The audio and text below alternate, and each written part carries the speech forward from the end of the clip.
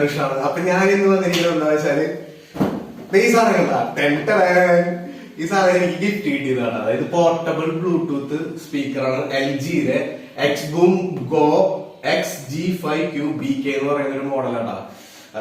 എനിക്ക് അറിയാവുന്ന ഒരു ചേട്ടൻ ദുബായിൽ വന്നിട്ട് സുദീപ് എന്നാണ് ആളുടെ പേര്. അപ്പൊ ആ ചേട്ടൻ എനിക്ക് പ്രസന്റ് തന്ന സാധനമാണ്.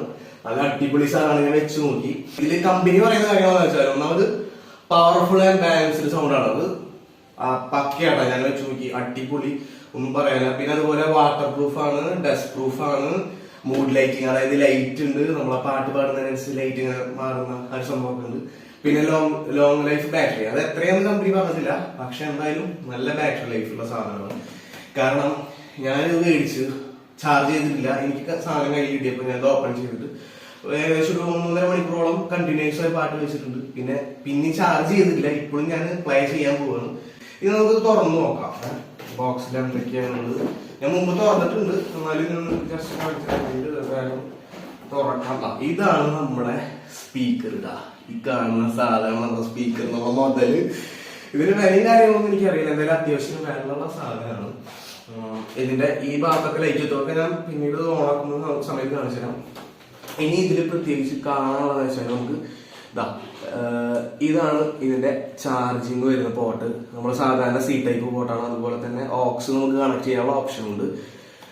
അത് കഴിഞ്ഞാൽ ഇവിടെ പവർ ബട്ടൺ വരുന്നുണ്ട്. ഈ പവർ ബട്ടൺ ഓൺ ആക്കി കഴിഞ്ഞാൽ നമുക്ക് പിന്നെ ബ്ലൂടൂത്തിന്റെ അമർത്തി കഴിഞ്ഞാൽ ബ്ലൂടൂത്തിനായിട്ട് കണക്ട് ചെയ്യാം. പിന്നെ വോളിയം കുറയ്ക്കാം, കൂട്ടാം.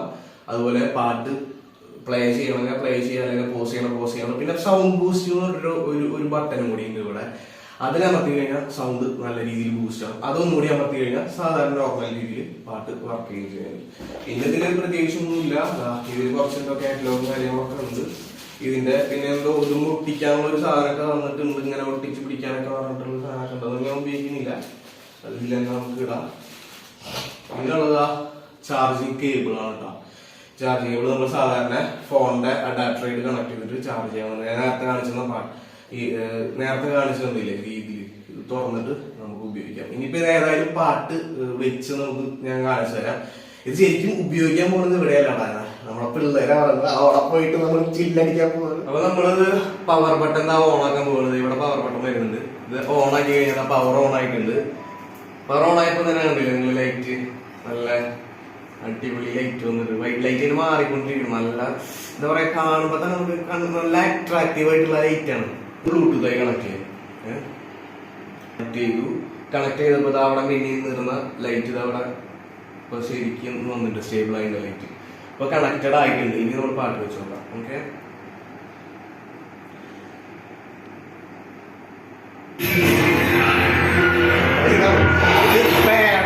പേടാണ് പ്ലേ ആവുന്നത്. ശരിക്കും പാട്ട് വരുമ്പോ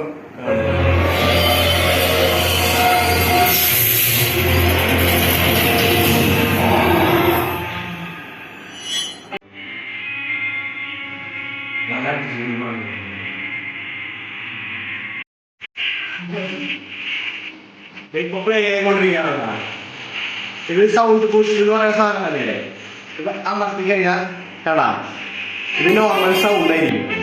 പിന്നെ നമുക്ക് വേണമെങ്കിൽ ബൂസ്റ്റ് ചെയ്യണമെന്നുണ്ടെങ്കിൽ അമർത്തി കഴിഞ്ഞാൽ നിങ്ങൾക്ക് ഫീൽ ചെയ്തിട്ടുണ്ടാവും.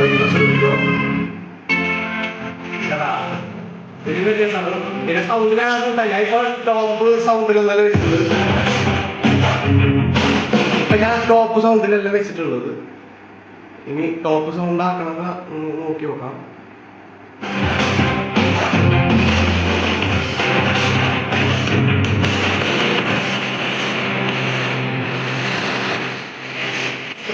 ആയിട്ടില്ല, ഇപ്പോഴും പോകുന്നത്.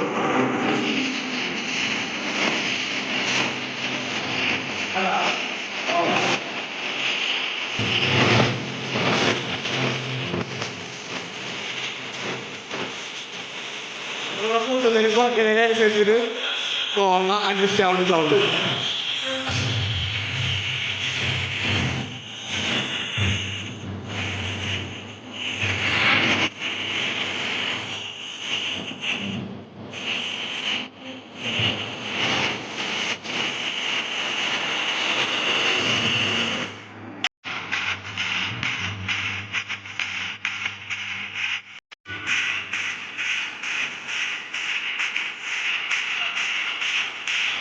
ഇതിലേക്ക് നമുക്ക് വേണമെങ്കിൽ വേണം.